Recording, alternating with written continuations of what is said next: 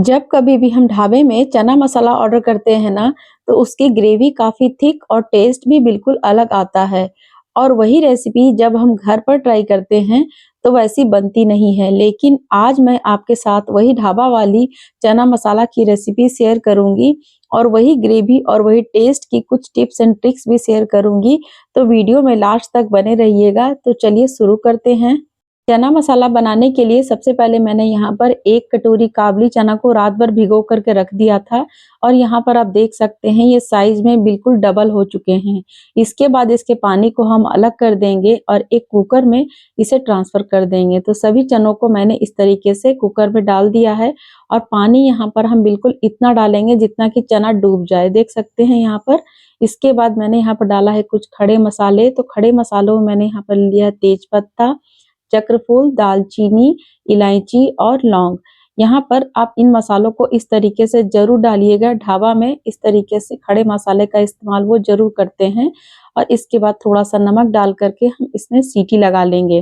तो यहाँ पर चनों में आप कम से कम 3 से 4 सीटी लगा लीजिएगा और इधर हम एक पेस्ट बना लेते हैं। तो मैंने यहाँ पर 2 टमाटर, 7 लहसुन की कलियाँ, 1 इंच अदरक का टुकड़ा और 3 लाल मिर्च इस तरीके से ले लिया है और इसे हम एक फाइन पेस्ट बना लेंगे। इस तरीके से आप फाइन पेस्ट बनाइएगा और ढाबे में अक्सर लोग इसी तरीके का पेस्ट का इस्तेमाल करते हैं। और यहाँ पर कुकर में 4 सीटी भी लग गई है। हम यहाँ पर गैस को बंद करके कुकर का प्रेशर को रिलीज होने तक वेट करेंगे। देख सकते हैं यहाँ पर कुकर का सीटी रिलीज हो गया है और यहाँ पर एक बार आप चनों को चेक ज़रूर कर लीजिएगा। तो देखिए मैंने एक चने को इस तरीके से मैश किया, बहुत ही आसानी से मैश हो गए, मतलब हमारा चना परफेक्टली कुक हो गया है। इसके बाद हम चढ़ाएँगे गैस पे एक कढ़ाई और 2 बड़ा चम्मच हम यहाँ पर डालेंगे सरसों का तेल, आधा चम्मच जीरा और 1/4 चम्मच के करीब हम यहाँ पर डालेंगे हींग। सारी चीज़ें बढ़िया से चटक जाए तब हम यहाँ पर डालेंगे 1 कटोरी के करीब बारीक कटा हुआ प्याज। एकदम इसे मैनुअल चॉपर में मैंने बारीक-बारीक चॉप कर लिया है। इस तरीके से ही आप इसे चॉप कीजिएगा और इसके बाद हम इसे बढ़िया से भून लेंगे। प्याज को हमें तब तक भूनना है जब तक कि ये हल्का सुनहरा ना हो जाए। जब तक प्याज भून रहे हैं, चलिए हम ग्रेवी वाली सीक्रेट देख लेते हैं। तो यहाँ पर मैंने 2 से 3 चम्मच उबले हुए चने को इस तरह से मिक्सी में पीस लिया है और इधर देखिए हमारा प्याज भी बढ़िया से भुन गया है। एकदम इसी तरीके का कलर आपको प्याज में लाना है। तो देख सकते हैं यहाँ पर प्याज हमारी परफेक्ट भुन चुकी है। अब हम यहाँ पर तैयार किया हुआ टमाटर का पेस्ट ऐड कर देंगे और थोड़ा-सा पानी और साथ में थोड़ा-सा नमक डाल करके इसे बढ़िया से मिक्स कर लेंगे। टमाटर का पेस्ट जब भी डालें तब यहाँ पर नमक आप ज़रूर डालिएगा, इससे टमाटर बहुत ही जल्दी सॉफ्ट हो जाते हैं।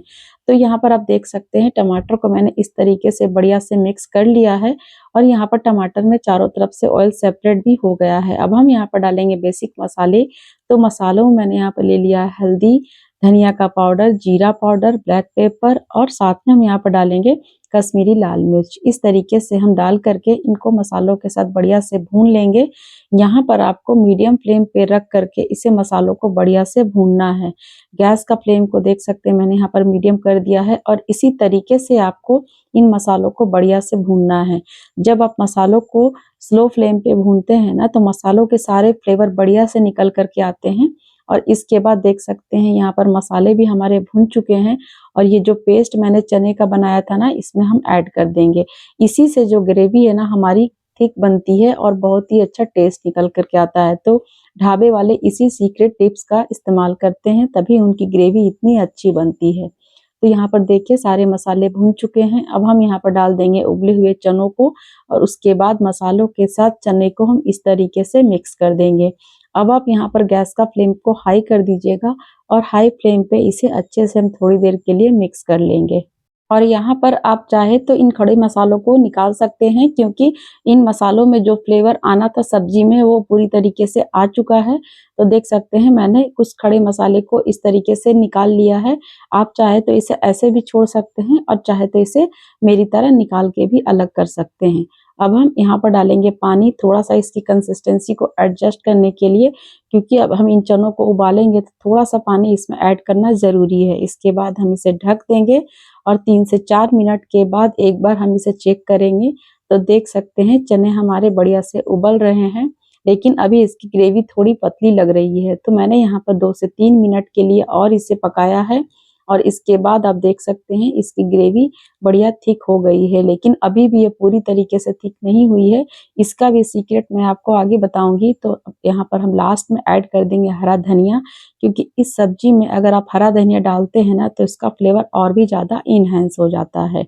और यहाँ पर हम हरा धनिया डालने के बाद लिड लगा करके गैस को बंद कर देंगे और 5 से 10 मिनट तक इसी तरीके से ढका हुआ रहने देंगे।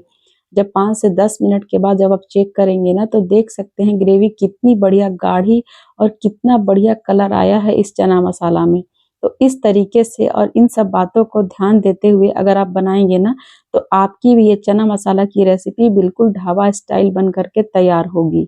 ये मस्ट ट्राई रेसिपी है, एक बार इसे ट्राई ज़रूर कीजिएगा। और आपको आज की ये मेरी ढाबा स्टाइल चना मसाला की रेसिपी पसंद आई हो तो वीडियो को लाइक, शेयर और आपके अपने चैनल रिंकू किचन्स को सब्सक्राइब ज़रूर कर दीजिएगा। साथ में बेल आइकन को भी प्रेस ज़रूर कर दीजिएगा ताकि आपको मेरे आने वाले नए-नए वीडियो की नोटिफिकेशन सबसे पहले मिल सकें। मैं रिंकू मिलती हूँ एक ऐसी ही आसान सी रेसिपी के साथ। तब तक के लिए thanks for watching. Take care. Bye bye.